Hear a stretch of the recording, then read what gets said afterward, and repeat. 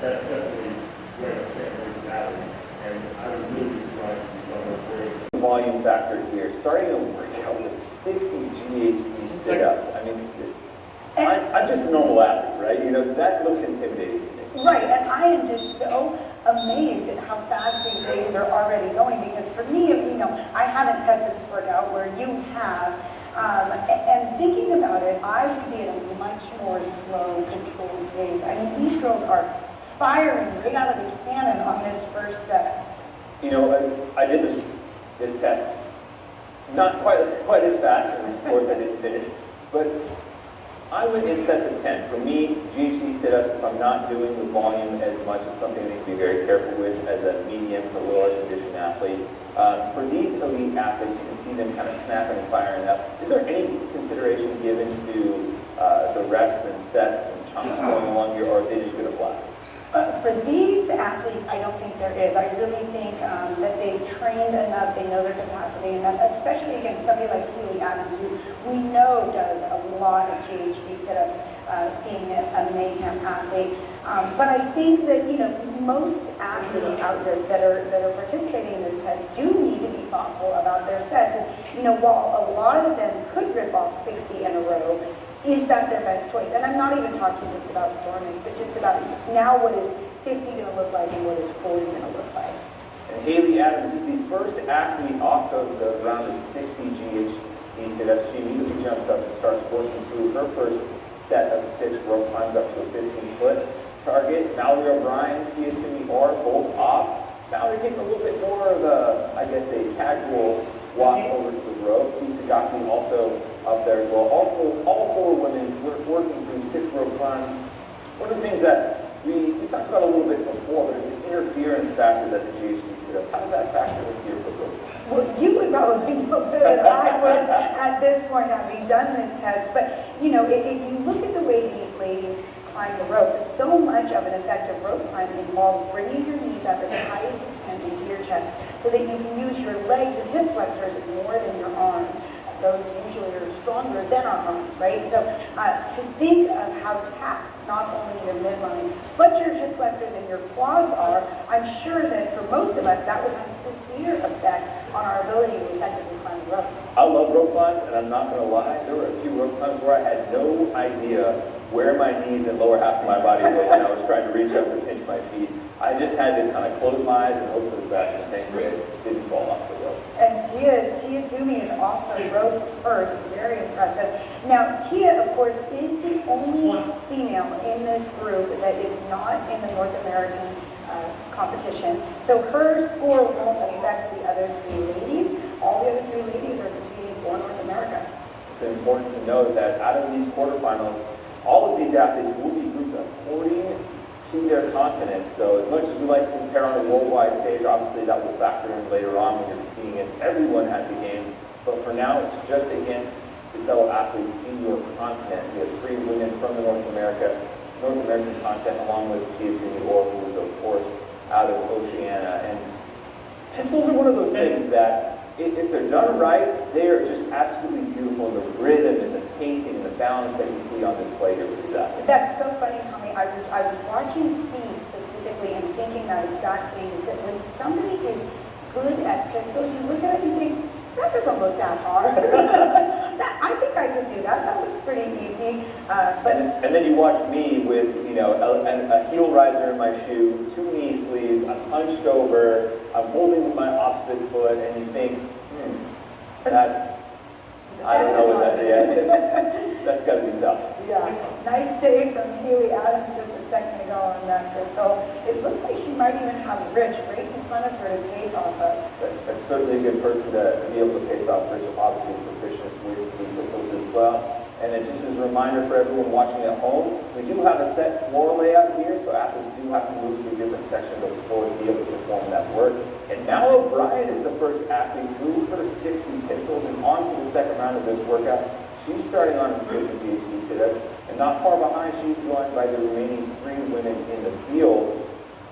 And this is definitely one of those workouts where so much of the work is done in the front half of the workout, in the front half of the test, because you go 60 GHD sit-ups, 50 GHD sit-ups to start. And before you're even into the back half of this test, you're 110 GHDs, and your guts are starting to blow up a little bit. Well, again, you would know better than I would, but yeah, and that is the lion's share of the work, like you said, especially on those GHDs. So my guess would be most athletes would start to kind of get bogged down on this set of 50.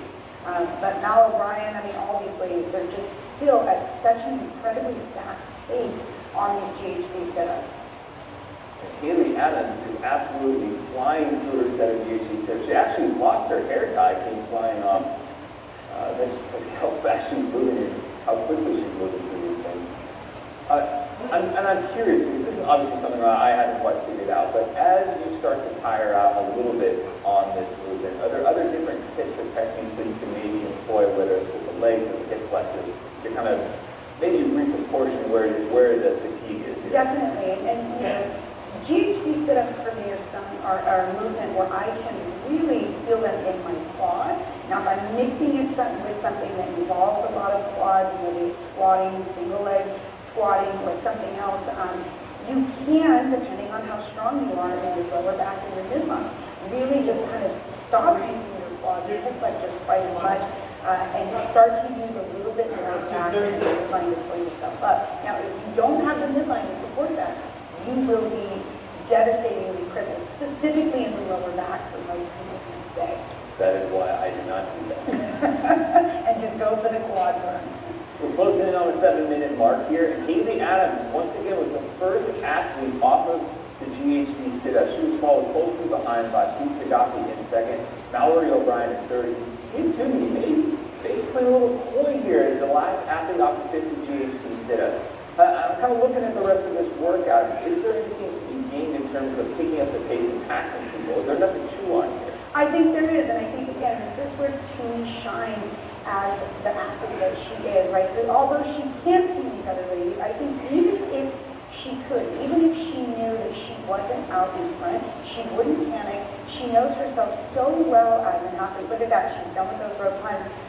She knows herself so well as an athlete that she knows when it's time to pick up the pace. She knows exactly how much she has left in the tank. Interestingly enough, it was about a 3-way tie between Toomey Orr, O'Brien, and Sagaki getting back to those pistols. Haley Adams, who was the first to the rope, was the last off of the rope. Maybe we're seeing some of that fatigue start to catch up now as we close in on the 8-minute mark here. Remember, the time cap for this test is 20 minutes, and I will tell you that I hit every part of that time cap. Thankfully, it actually saved me from the rest of this bulk of GHD sit-ups. But right now, all 4 athletes are working through their round of 50 pistols before they start into their 40 GHD sit-ups. And I think this is kind of the turning point here, where you start to go a little bit downhill, you see the rep numbers reduced, and you can see some of the top athletes pick up speed. Right, and so I'm curious, Tommy, where and when did you start to feel this test? Was it quads? Was it breath? Was it, in the 40s, in the 50s? So right after the 10-second countdown happened, it switched over to start counting up for the timer. Right about then is when I felt it. I don't train, GHD sit-ups are tough for me. It's not something I've trained a ton of.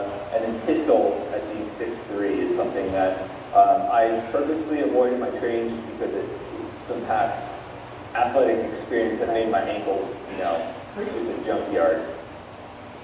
But I definitely started to feel it in the first set of pistols, the first set of single leg squats. My quads started to blow up, my midline started to blow up a little bit. My back particularly started to blow up because I think I was maybe hyperextending a little bit on the Right.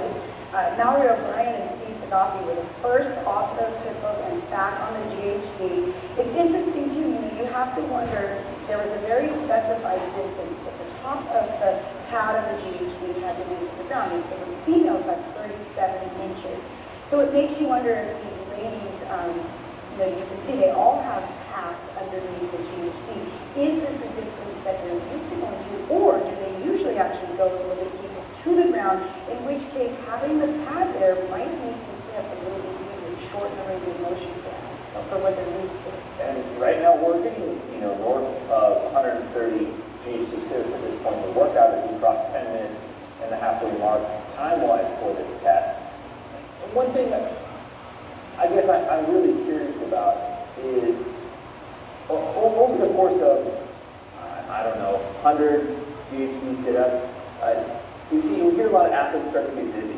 Is this something that you ever experienced in terms of you're basically hinging in half and going all the way inverted, essentially for a split second? And you see some athletes start to struggle with that as you move past the 100 rep. I am not somebody that has ever experienced either the dizziness or we've had people too like get a headache, really that headache, kind of the whipping of the neck and the head. Knock on wood, that's not something I've experienced, but I have seen very often either headaches, dizziness, and that's hard when you then have to throw yourself 15 feet up in the air. It can be a little unnerving, I can imagine. And remember, these athletes have already been upside down in test 1. Handstand push-ups can be a little discombobulating as well. And now you have 180 GHD sit-ups. As all 4 women are finishing up their round of 4 rope climbs, I believe it is, and Tia Toomey-Orr has moved to the forefront now. She was the first to get to the set of 40 alternating single leg squats. Lisa Goffey right behind her in second, followed by Mallory O'Brien and Haley Adams, who has been the first athlete off the GHD pretty much each round. But we've seen her slow considerably on the rope climbs in the distance. And Mallory O'Brien as well. You can see that lead up to climb the rope is really starting to get a lot harder for Mallory O'Brien and Haley Adams. And again, that slowing down that rope climb is going to cost these ladies. About 8 minutes, just over 8 minutes left in this test until the time cap. Doesn't look like any of these women will have any trouble getting underneath that. But as we start to get towards the back end of this test, what is really the focus now, considering that you've basically done 150 of each movement? Right. I think it is just staying consistent. If you've noticed, none of these ladies have broken up any of these movements. The GHDs, there's Tia, back to the GHD first. The GHDs have just been consistent the entire time. Nobody's braked on those. And then the pistols have been rhythmic. And again, nobody has had to stop or fumble on the pistols. And despite all the jostling for positions, all 4 athletes to the final round at 30 GHD sit-ups within a few seconds of each other. One of the things I'm curious we might see here from Tia, she really showcased over the course of her career that killer instinct, where she can kind of smell she's in the range of an event when you can see her really attack and ramp it up a notch, even though she can't see her fellow competitors here. Is that just one of those things that's innate to an athlete that you see? I think it is, but I think Tia, I don't want to shortchange her. I think it's something that she's trained. I think that the mental aspect of competing is something that Tia worked really hard on. And as gifted as she is athletically, I think she needs to be given credit for the between-the-three side of her competition. Tia Toomey-Orr is done with her final set of GHD sit-ups and making quick work to jump up on the rope for her final 3 rope climbs. Lisa Goffey joining her on the rope as well. Mallory O'Brien has fallen off a little bit. She is behind Haley Adams right now. As Tia wraps up, I believe she's got 1 more rep to go before she moves on to her final set of alternating single leg squats. Can't say I've been to this position here because I didn't make it this far before the time cap, but it's certainly impressive watching Tia blow through this as she's now on to her final set of squats. And really, if you watched her rope climbs, her tempo and her rhythm on those rope climbs never changed. Where somebody like Mallory O'Brien, again, a phenomenal performance, but you can really see how much more labored this last set of rope climbs looks than her first set. And Lisa Goffey, the other athlete that is making work through the pistols alongside Toomey-Orr. Mallory O'Brien is done along with Haley Adams. They are all 4 throwing down in this final set of alternating single leg squats. It's going to be a race to the finish here as we close in on the final reps of 30. Keep your eyes on Toomey-Orr in the upper left-hand corner and Lisa Goffey as they try to close out this test on top. Toomey-Orr is done with a time of 14:32. Lisa Goffey should be finishing up at the right behind her. And Sagafi is done in with a time of 14:46. O'Brien made up some pace behind her at 14:49. All that's left is Adams out on the floor. Impressive performance by O'Brien to make up some time as well. And Adams is done, but Tia Toomey is your winner with a time of 14:32. Champ sets the record for test number 2. That's back-to-back records in both tests on day number 1. Taking a look at the top scorers across the 6 continents globally. Obviously, Tia sets the top one for Oceania. Fee also, we got to see her throw down. She takes down the top score for North America, but then some other familiar names. Well, Horvath showing up there, the top score over in Europe. Melina Rodriguez, she's a games athlete, 17:43.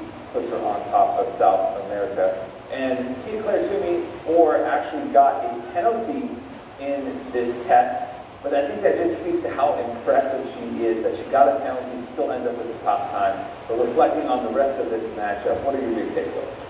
Well, again, Tia's consistency in that test was just very impressive.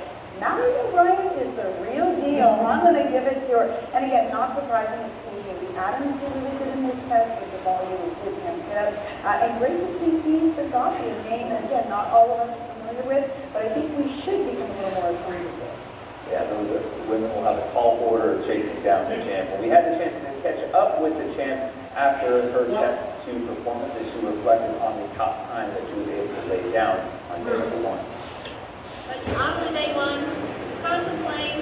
I don't know where it's ranked up against the whole world or anything like that, but as far as, you know, my personal performance and stuff, I'm happy with it, and, you know, we're on to the next. No surprise that the champ is treating day 1 just like a walk in the park. We've got your overall leaders after 2 events, starting out in Asia and Africa. Yuko Sakayama, former national champ, is your overall leader in Asia.